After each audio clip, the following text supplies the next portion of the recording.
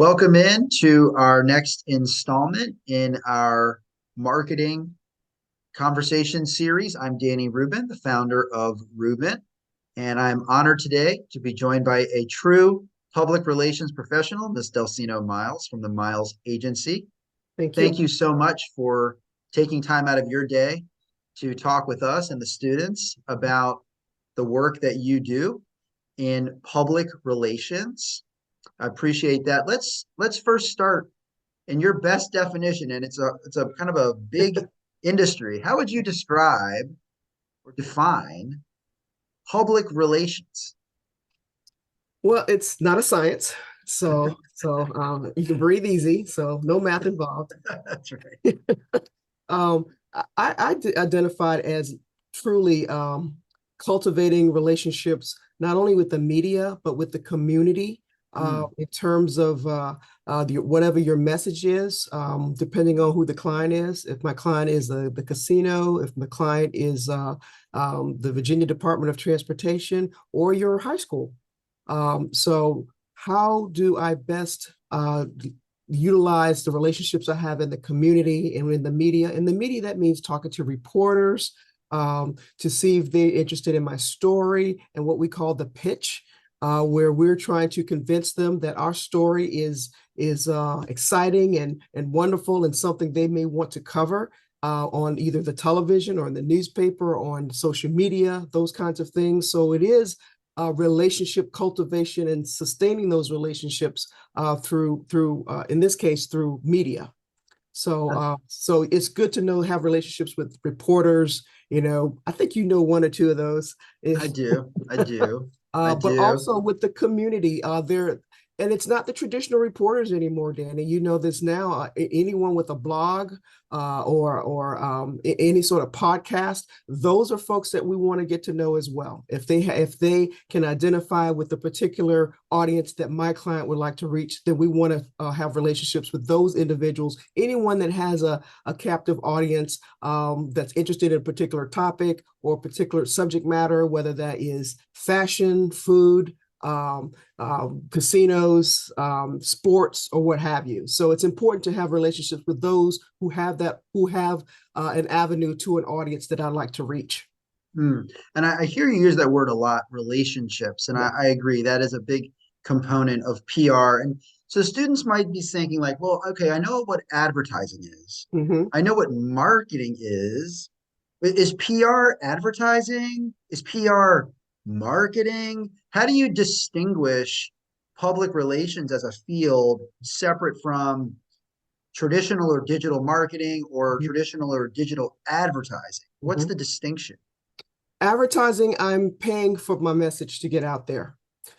So I'm buying ads. So all those pop-up ads that you see, someone's paid for those. All those ones that you delete and the ones that they force you to watch for at least 5 seconds before you skip it. Right. Someone's paying for access to me. So that's what advertising is. Public relations, it's what we call earned media, where you literally have Hmm. to pick up the phone or email. That's where that relationship comes in handy, to pick up the phone and talk to that blogger, talk to that reporter, that news anchor, or whoever it may be that has access to an audience that I'm trying to reach. So earned meaning that I'm at the almost, I don't hate to use the word mercy, but I'm at the mercy of that person who has the authority to run a particular story about what's going on at your high school. If you're about to win another state championship at your high school, those kinds of things. May want to highlight a couple of the athletes, or if there's something on the academic side where you've won, where some of your students have gone on to win scholarships at prestigious universities, those kinds of things, where maybe there's a high school that has an unusual number of twins. So those kinds of interesting human interest stories that we try to convince someone that has that audience, whether it's a blogger, whether it's a news reporter, or whether it's someone with a podcast, to say that, hey, this is newsworthy, this is worth your time and space, the real estate that you control, whether that is, again, social media, newspaper, magazines, old school stuff, or just having a banner up. to let folks know that, hey, this is worthwhile. I'll give you a great example. Norfolk State's marching band were invited to participate in the Rose Parade in California.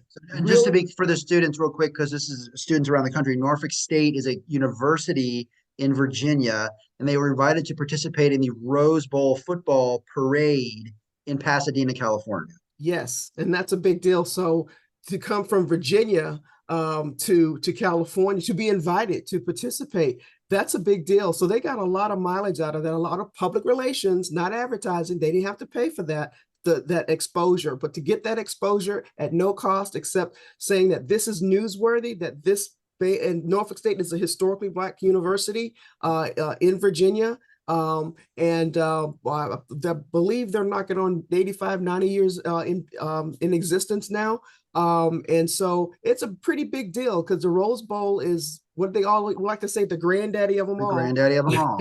And so to have that invitation and to have that exposure is phenomenal. So that's an example of how public relations can be utilized to get exposure for Norfolk State. So for those who never heard of Norfolk State that perhaps saw the band and perhaps have a musical background may be interested because they're well known for their band and their musical department. And that's an example of where a public relations professional would basically just the fact that Norfolk State is performing in Pasadena at the Rose Bowl doesn't necessarily mean there's going to be news coverage, right? It's interesting, but someone has to take that story and bring it to the attention Right. of the media, whether it's a TV station, newspaper, blog. There's a chance that they will not find out. Or That's right. not in a way that it's packaged up and told in a story that is compelling for the exposure. So that's the role of PR. That story may have just come and go and like no one would have ever known that it That's right. occurred at all. That's The right. role of PR is to bring that story to light and give it exposure. That's right. And remember, you're competing with other stories. Right. So it has to be a compelling story. And so that's where the salesmanship to some degree comes in. I'm not going to use the S word, and your dad won't use it either. Some may call it spin, but we don't use that word. But we try to persuade those who have a captive audience or avenue to an audience that may have an interest in a story. And remember, holiday times and there are multiple bowl games, and so why is this more interesting than another story? That's where your public relations professional comes in and that's where those relationships come in too, where you can pick up this phone and call perhaps education reporters, sports reporters, the folks that cover the Rose Bowl. And so perhaps get an interview from some of the reporters that you see along the path of the route of the festival to get a sidebar to talk to the musical director from Norfolk State, just to say, how did this all happen, to share that story. But that takes a lot of effort and a lot of time to do. That doesn't happen overnight. Yeah, and I think that's really, really getting inside the process for students, right? One way to get your story seen is you can send your press release, your announcement to a newspaper, to a CBS local TV station, but they are getting announcements and press releases all day and they're piling up at the copy machine and there's a huge stack at the end of the day. And which one are they going to choose versus Right. if you know the reporter, the director, you could call them, right? And you could say, That's hey, right. I've got something for you. And you can kind of jump the line a little bit. That's right. And if there's something, and it's important to know what they like to cover. And if there's something going on in the news right now that could be relevant, and you have something related to it, if the troops are coming home, you're going to give free haircuts to the troops, or something that's relevant to a particular story that they're already covering. If you have a different or fresh angle, that's another way to get their attention as well. So you may find out that from the marching band at Norfolk State, perhaps half of them are from California. That's a big deal. So you're kind of talking to homegrown talent that went cross country to hone their musical skills.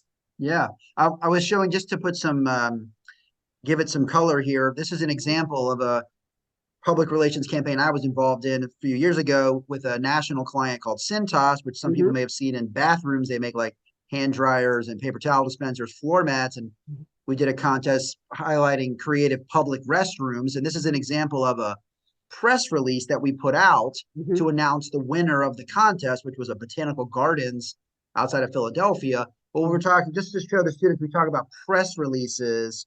You have to draft up a document. How would you describe a press release? And what is it and what does it contain? It contains the information you want the media to cover. So if it's an event, or if it's an announcement of a speaker that's coming to town, and with Norfolk State, that the fact that they're going to be we're going to be participating in the Rose Bowl parade. So it's information that you want to share. Truly, it's the highlights of the who, what, when, where, and then the significance of it. You want to put the most important information up front, which you did here, and then Right. sort of give it some context in the subsequent paragraphs. But that is what goes to the media, or to that blogger, or to that podcaster. This is the information that this is what you want them to cover. But you send that out, but you also want to follow up, because, like you said, they get a ton of Mm, things. So can you imagine? That's 2014. Think about now, it's probably triple this now, in terms of the that's right. volume that they get, because there's so many more avenues to get information. So it's important to that's one way to get in the door, but also going old school. Pick up, if it's a college buddy, a friend of mine that I know that's in journalism that covers a particular beat, whether that's sports, whether it's food, fashion, what's going on with Beyonce, whatever it is, entertainment, those kinds of things. Make sure that you're talking to the right person. So if you have a sports story, you're not going to want to talk to the food editor. So Right. just make sure that you're talking to the right individual. And a lot of them list their journalists on their website. So do your homework to find out who you need to talk to, who's the sports editor or the sports reporter, who covers high school sports versus professional sports, who covers restaurants. In this case, Danny, you probably want to perhaps talk to the food editor, because that's a big deal with restaurants. So just find out. So go to their websites, find out who covers what, and that's called the old term is beat. What's their beat? Yes. In other words, Great terms. do they cover sports? Do they cover entertainment? Do they cover crime? Do they cover politics, government, depending on what your issue is? And identify with them. Introduce yourself when you don't want anything. I've done that before. I just let them know, or maybe just share information with them when I don't want anything. So a lot of times they need a contact for a particular company, and they may not have that. And so I'd offer to provide that contact information for them to make it easier for them. You think they're going to be, grateful for that? When I need a story covered, that's how you go about building relationships. See, and that's a we talk a lot about soft skills in our Mhm.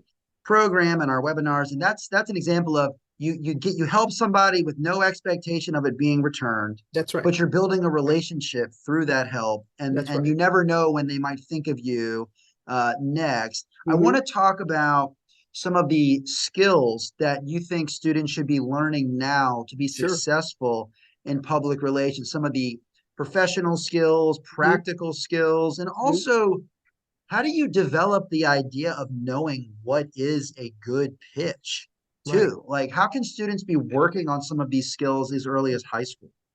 Well, some of the professional skills, work on your writing skills, Mm, work on your verbal skills, work on your telephone skills, practice at home, practice with your siblings, practice with a classmate or one of your friends, in terms of making that call to someone you don't know, which is called a cold call, because it's someone you don't know, and I know you get a little bit nervous, but do your homework on that with that person, and if you're working on your high school newspaper, or like that. yearbook, or things like that. So identify someone that may be interested in one of the stories in high school. You may have a human interest story where you have someone that came from another country, and they didn't have English was their second language, that sort of thing, and now they're excelling.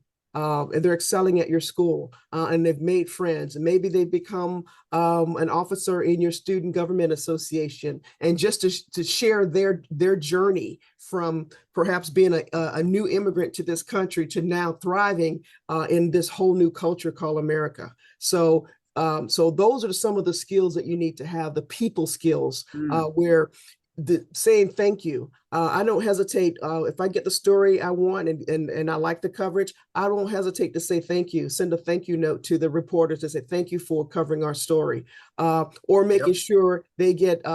Sometimes they ask for an exclusive, depending on the subject. Sometimes I can't always do that, but at least give them the courtesy of saying what you can and cannot do, and return phone calls, return emails in a timely fashion. Don't Many of them have deadlines, and so if you're taking too long, they're going to get their story out. I'm not holding up their story, but as a courtesy, I want them to know that they can depend on me to get back to them within their deadline. So their deadline is usually pretty short. It's not going to be weeks away unless they're doing some sort of documentary or series. But if it's something that's hot, chances are we have hours or maybe a few days Yeah. that they want to get their story filed. Well, I was So going to some of say, those skills. I'm sure you've had the situation. I've had it in the PR role where you get a call from a news reporter from the NBC affiliate Mhm. at 9:30 in the morning, and Yep. they say, I need to talk to somebody about this story, Mhm. and you're the representative for that company, and I need to have the story ready by 2 o'clock this afternoon.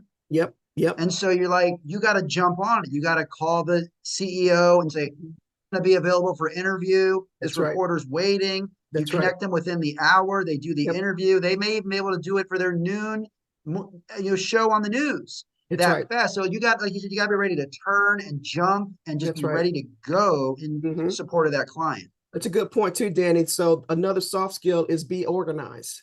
Mm, So you have to be organized. You can't have, what your desk looks like isn't what I'm talking about. I'm saying that if someone says they have something and you have to drop something else, put a pin in that and get to the more immediate need, but be prepared to go back to what you were prioritize. working on. You got to be able to compartmentalize sometimes and prioritize. So it's important that you're having good organizational skills, and whatever that means for you. Whether you use paper, whether you use the digital, have some sort of system where you can readily track how you're doing. And clients are going to look for that. So we can give a client a monthly report. We have an activities report which literally says everything that we did during that reporting period when we send our invoice. So it's important to make sure that you keep good records of things as well, and make sure that you prep your client before you put them in front of a camera. Yes, they I need try to ask. I preparation don't always get that, Danny, but I'll try to get questions in advance. Sometimes they'll accommodate, sometimes. but just because I don't like putting a client in front of a mic, and they're not prepared. So make sure your client is well prepared. So that means you need to be well prepared.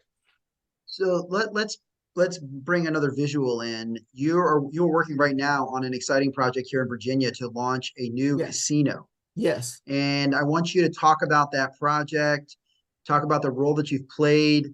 Also, not to give away sensitive financial information, but how are they paying you? Is it a project? Is it as they call it in the business, a retainer where you're paid yeah. a certain amount every month? We don't need to know the amounts, but just help us understand this project and how you're engaged with it. I'll let you share your screen and we'll Can, talk can you about this brand new Rivers Casino can you see that? in Portsmouth, Virginia, which is Southeast Virginia, right on the water. Go ahead. Yeah, yeah. I monthly retainer.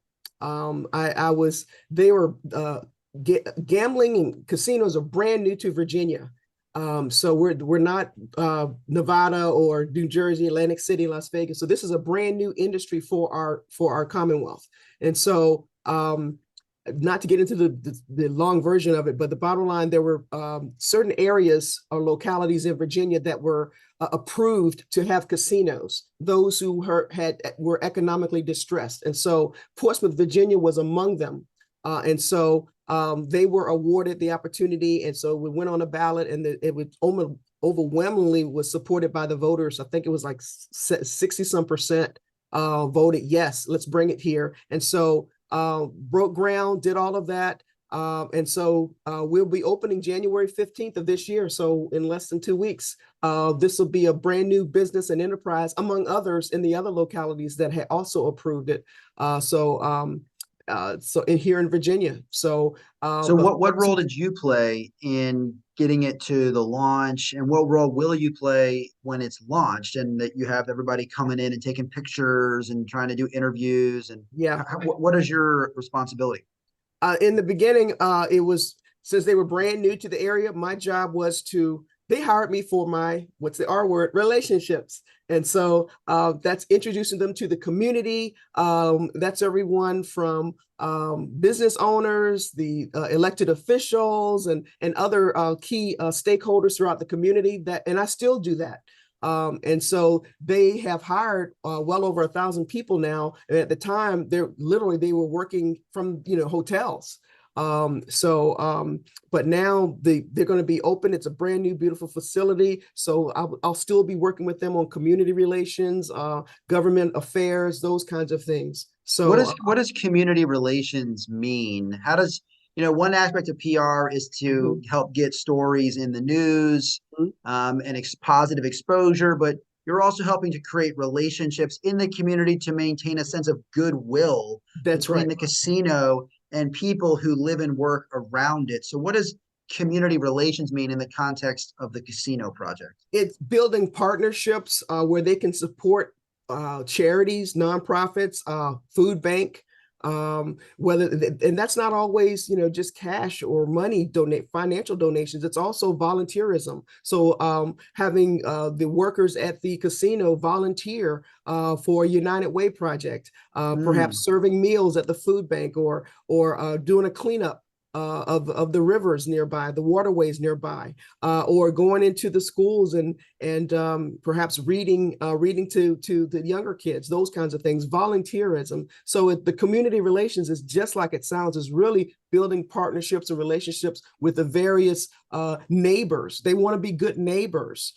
So to do that, you have to reach out. You can't just work in your cubicle or in your office. You get out in the community and let them see that you're a good neighbor and citizen, particularly being brand new to the area. So that means serving on boards, volunteering. I know throughout the country, maybe United Way, doing blood drives with the American Red Cross, those kinds of things, or I love collecting that. backpacks. I love that answer because it helps to show the wide range of skills required to work in PR. You're working with That's the right. media, you're working with the community, and at the end of the day, it's about who do you know. And I always viewed it when I worked in the field, and my parents have worked in the field. It's like you're the one who are making connections. That's You're right. bringing this group together with this group and maybe this group, and you put them all together, and it creates this new opportunity, this new idea That's that right. didn't exist before, and you're the glue Mm-hmm. that binds everybody together. That's right. Sort of a business matchmaker.com. Yes, Yes. there is, and I think it's important to show that that's part of it. The Yep. media side, the media coverage is part of it, and this is the Mhm. another part that That's might right. involve media, it might not. Mm-hmm. And so I love that business matchmaker. That helps students understand, like, what is this job? Mm-hmm. And if you like networking, if you like being out there, if you like connecting people and bringing them together, this is a interesting role that you could play. And let me ask this, and we'll wrap up in just a couple of minutes. Can you do this for yourself, but also work in public relations for a business? Absolutely. Well, I do it for myself. Right. I know you do. Yeah. So, but for those who perhaps want to start your own business, and you're not too young to start your own business, and so I suggest you find a mentor, someone that's doing it already, like Mr. Rubin here, someone like that to assist you to get in there. But start with something as simple as as what you have right at your own schools.